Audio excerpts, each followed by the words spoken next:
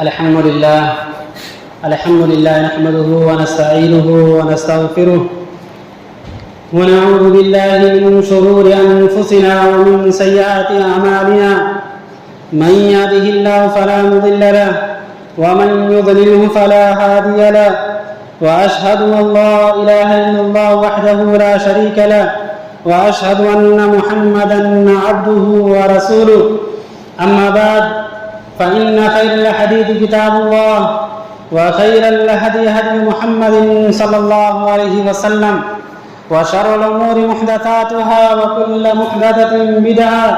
وكل بدعة ضلالة، وكل ضلالة في النار. أعوذ بالله من الشيطان الرجيم. بسم الله الرحمن الرحيم. واعتصموا بحبل الله جميعا ولا تفرقوا، واذكروا نعمة الله عليكم إذ كنتم أعداء فألف بين قلوبكم فأصبحتم بنعمته إخوانا. رب اشرح لي صدري ويسر لي أمري واحلل عقدة من لساني يفقهوا قولي.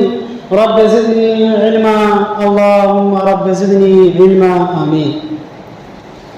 حاضرین جمعہ، تمام قسم کی تعریفات اس اللہ رب العالمین کے لیے ہے جو ہمارا خالق و مالک ہے، مربی و پالنہار ہے، جس نے ہم سب کو اس دنیا کے اندر پیدا کیا. اور درود و سلام ہو تمام نبیوں پر، تمام رسولوں پر، بالخصوص آخری نبی جناب محمد رسول اللہ صلی اللہ علیہ وسلم پر. اللہم صلی وسلم وبارک علیہ. حاضرین جمعہ، پچھلے خطبہ جمعہ کے اندر اللہ کی ہدایت کیا ہے اور اللہ نے اس کا حکم دیا پوری بنی آدم کو،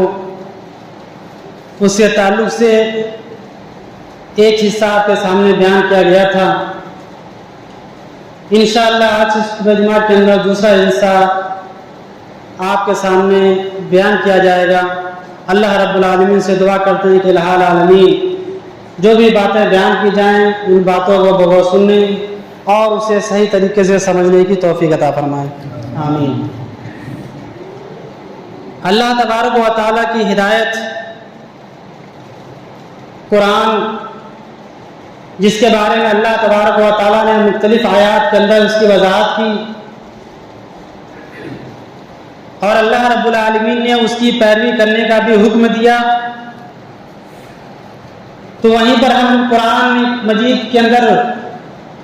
غور و فکر کرتے ہیں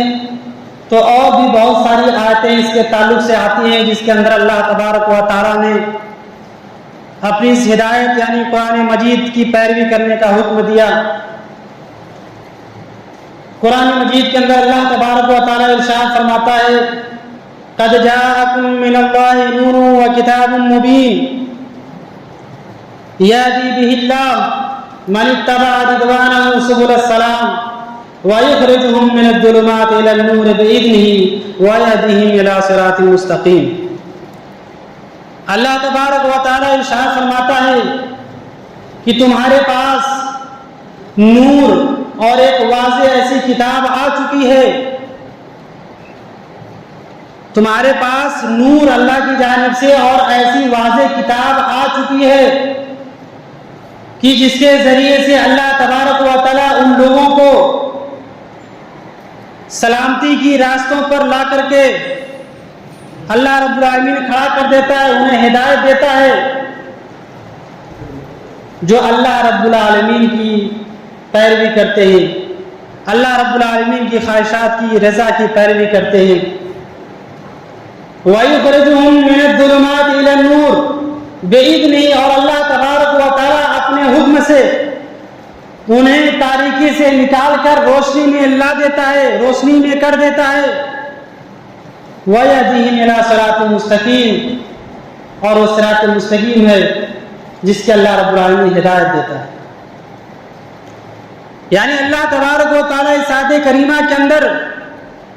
قرآن مجید کی طرف اشارہ کرتے ہوئے فرماتا ہے کہ یہ قرآن مجید وہ ہدایت کی کتاب ہے کہ جس کے ذریعے سے اللہ تبارک و تعالیٰ انسان کو گناہوں سے نکال کر، تاریکی سے نکال کر، جہنم کے راستے سے ہٹا کر کے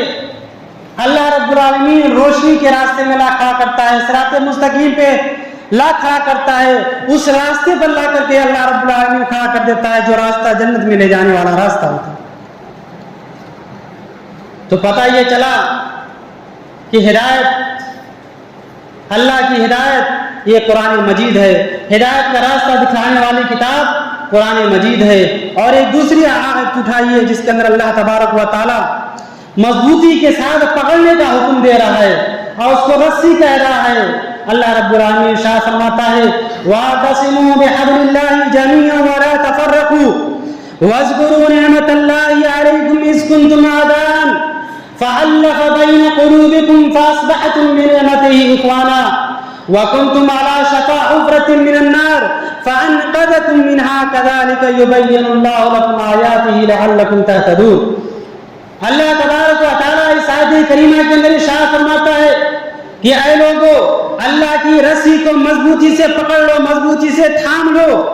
ولا تفرقوا، فرقوں میں نہ بٹو، ٹولیوں میں نہ بٹو۔ اور اس کے بعد اللہ فرماتا ہے کہ اگر تمہارے درمیان تم اللہ کی اس نعمت کو یاد کرو، وَاذْكُرُوا نِعْمَةَ اللَّهِ عَلَيْكُمْ، اللہ کی اس نعمت کو یاد کرو، اِذْ كُنْتُمْ أَعْدَاءً، جب تم آپس میں دشمن تھے ایک دوسرے کے، جب تم آپس میں ایک دوسرے کے خون کے پیاسے تھے،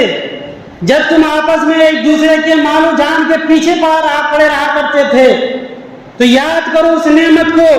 کہ اللہ تبارک و تعالیٰ نے فَأَلَّفَ بَيْنَ قُلُوبِكُمْ، تمہارے دلوں کے اندر الفت پیدا کر دی، تمہارے درمیان اللہ رب العالمین نے محبت پیدا کر دی، فَأَصْبَحْتُم بِنِعْمَتِهِ إِخْوَانًا، تو اللہ کے اس فضل سے تم آپس میں بھائی بھائی بن گئے، بھائی بھائی بن گئے۔ اس لیے اللہ کہہ رہا وَاذْكُرُوا نِعْمَةَ اللَّهِ، اللہ کی اس نعمت کو یاد کرو۔ اور کون سی نعمت؟ وَكُنْتُمْ عَلَىٰ شَفَا حُفْرَةٍ مِّنَ النَّارِ، اس نعمت کو بھی یاد کرو کہ جب تم جہنم کے گڑھے کے بالکل کنارے پر تھے، یعنی گناہوں کے اندر ملوث تھے، اندھیرے کے اندر تم پڑے ہوئے تھے، تو اللہ تبارک و تعالیٰ نے تمہیں اس سے بچا لیا، فَأَنْقَذَكُم مِّنْهَا، اس سے بچا لیا، كَذَٰلِكَ يُبَيِّنُ اللَّهُ لَكُمْ آيَاتِهِ، اسی طرح اللہ تبارک و تعالیٰ اپنی آیتیں کھول کھول کر کے بیان کر رہا ہے، کیوں؟ لَعَلَّكُمْ تَهْتَدُونَ، تاکہ تم ہدایت پا جاؤ، تاکہ تم کامیاب ہو جاؤ، گمراہی سے بچ جاؤ۔ اس لیے اللہ تبارک و تعالیٰ یہ ساری باتیں کھول کھول کر کے بیان کر رہا ہے کہ یاد کرو جب تم آپس میں ایک دوسرے کے دشمن ہوا کرتے تھے، ایک دوسرے کے خون کے پیاسے رہا کرتے تھے، اور تم آپس میں ایک دوسرے کے کٹر دشمن تھے، اور تم جہنم کے بالکل گڑھے کے کنارے پر تھے، تو اللہ تبارک و تعالیٰ نے تمہیں جہنم سے بھی بچا لیا اور آپس میں تمہارے دلوں کے اندر ایک دوسرے کے لیے محبت پیدا کر دی۔ یہ اللہ کی نعمت ہے، اس کو یاد کرو اور اللہ کی رسی کو مضبوطی سے پکڑ لو۔ تو اللہ کی رسی کیا ہے؟ اللہ نے اس آیت کے اندر کہا کہ اللہ کی رسی کو مضبوطی سے پکڑ لو، تو رسی کیا ہے؟ آئیے ایک حدیث سنتے ہیں، اللہ کے نبی صلی اللہ علیہ وسلم بیان فرماتے ہیں کہ الا ایھا الناس، خبردار لوگو، فانما انا بشر، میں انسان ہوں۔ غور کیجیے حدیث پر، سنیے اللہ کے نبی صلی اللہ علیہ وسلم کیا کہہ رہے ہیں؟ فانما انا بشر، میں انسان ہوں، یوشک ان یاتی رسول ربی فاجیب، عین ممکن ہے کہ اللہ کا ایک پیغمبر، اللہ کا ایک قاصد یعنی موت کا فرشتہ میرے پاس آ جائے، فوجیب، اور میں قبول کر لوں، یعنی موت کا فرشتہ میری روح نکالنے کے لیے میرے پاس آ جائے اور میں اس کی دعوت کو قبول کر لوں، موت کو قبول کر لوں اور میری روح کو نکال لے۔ تو سنو، میں تمہارے درمیان دو چیزیں چھوڑ کر کے جا رہا ہوں، فإنی أنا تارک فیکم ثقلین، میں تمہارے درمیان دو بھاری چیزیں چھوڑ کر کے جا رہا ہوں، وَأَوَّلُهُمَا کتاب اللہ عز وجل، ایک اللہ کی کتاب، فَخُذُوا بِكِتَابِ اللہ، اللہ کی کتاب کو پکڑ لو، وَاسْتَمْسِكُوا بِهِ، اور اس کو مضبوطی سے تھامو۔ یہ ایک حدیث، اور اسی طرح ایک اور روایت جس کی وضاحت، اس آیت کی وضاحت اس حدیث کے اندر ہے۔ اللہ کے نبی صلی اللہ علیہ وسلم فرماتے ہیں کہ اعلیٰ خبردار، انی تارک فیکم ثقلین، میں تمہارے درمیان دو بھاری چیزیں چھوڑ کر کے میں تمہارے درمیان دو بھاری چیزیں چھوڑ کر کے جا رہا ہوں۔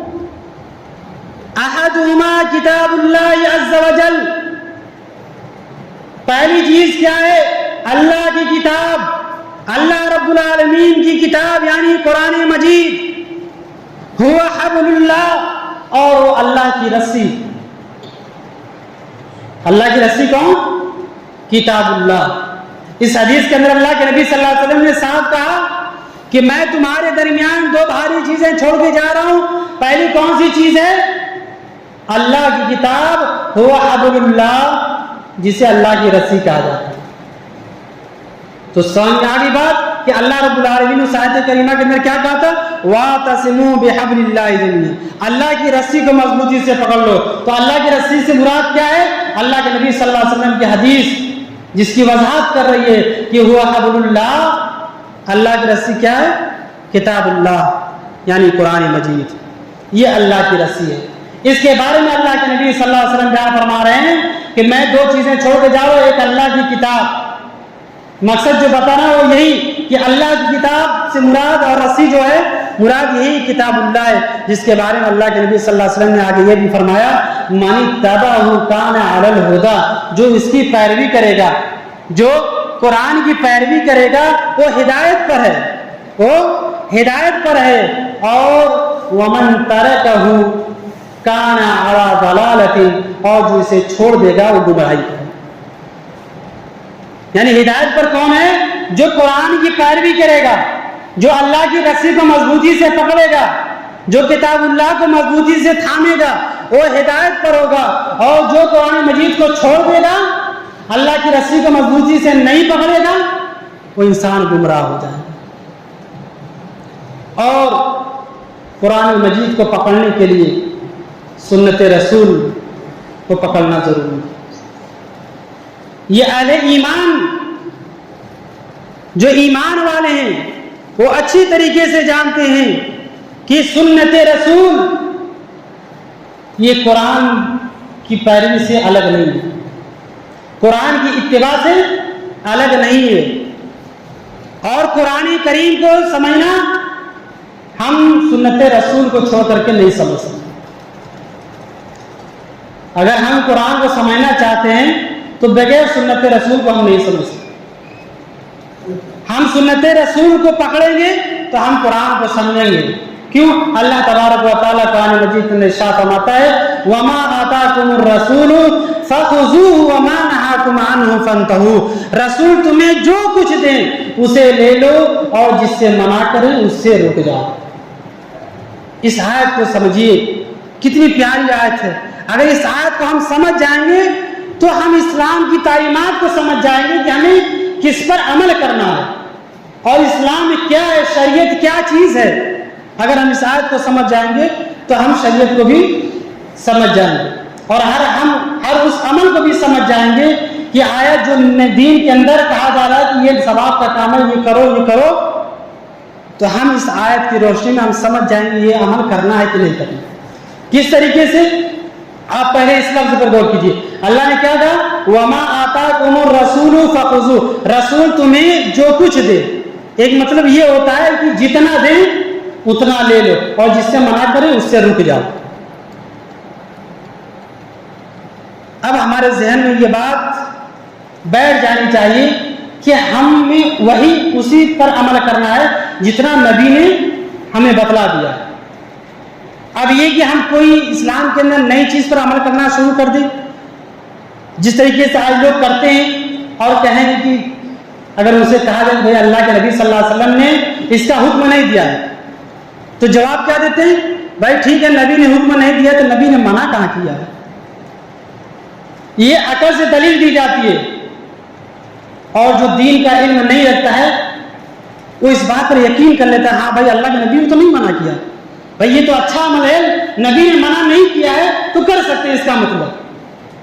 تو آپ اس آیت کو فوراً اپنے سامنے رکھیے، اللہ نے کیا کہا جتنا رسول دی اتنا لو،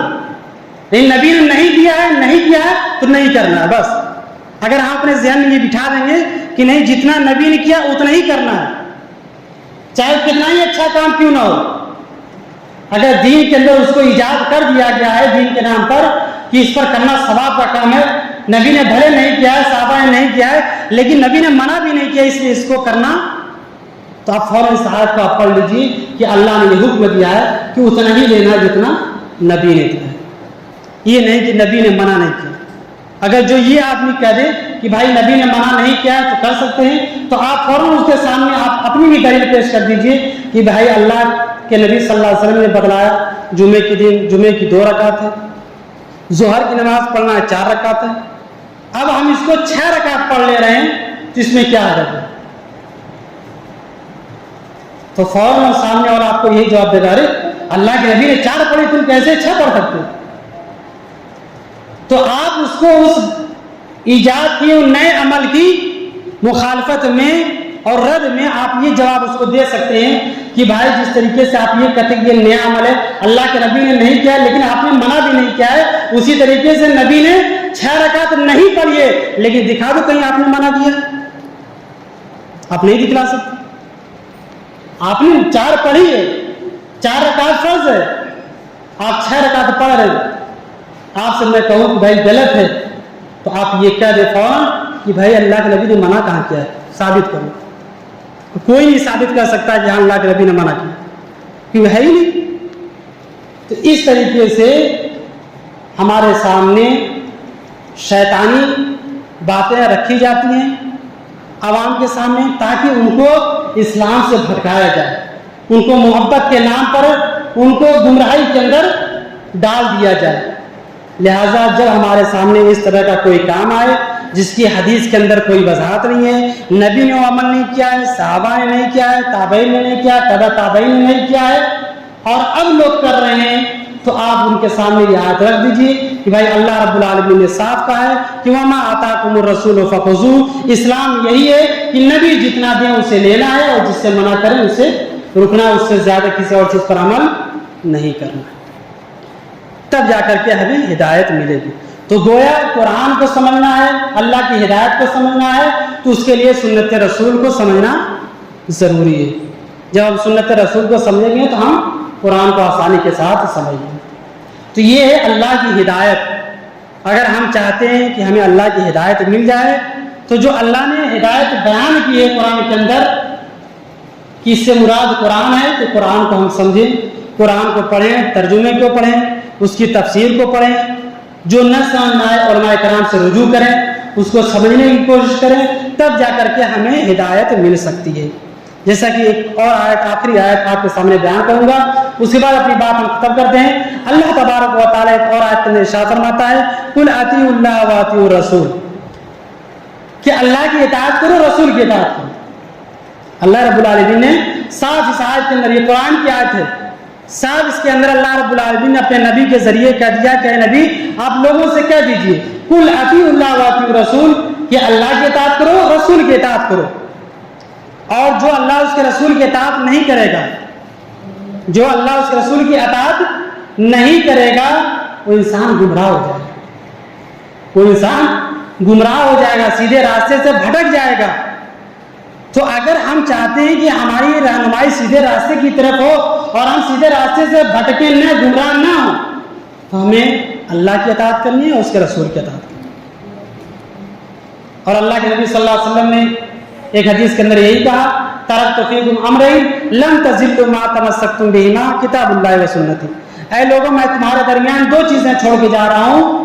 ایک اللہ کی کتاب اور دوسری میری سنت، جب تک ان دونوں چیزوں کو پکڑے رہو گے، مضبوطی سے تھامے رہو گے، تم گمراہ نہیں ہو سکتے۔ تو ہمارے سامنے اصول بھی ہے کہ اگر ہمیں گمراہ نہیں ہونا ہے، ہمیں سیدھے راستے پر رہنا ہے، تو ہمیں اللہ اس کے رسول قرآن و حدیث کو مضبوطی سے پکڑنا ہوگا، تب ہم کامیاب ہو سکتے ہیں، دنیا میں بھی کامیاب ہو سکتے ہیں اور آخرت میں بھی ہم کامیاب ہوں انشاءاللہ۔ آئیے ہم سب دعا کرتے ہیں الہ العالمین کہ اللہ رب العالمین ہم سب کو قرآن و حدیث کے مطابق عمل کرنے کی توفیق عطا فرما،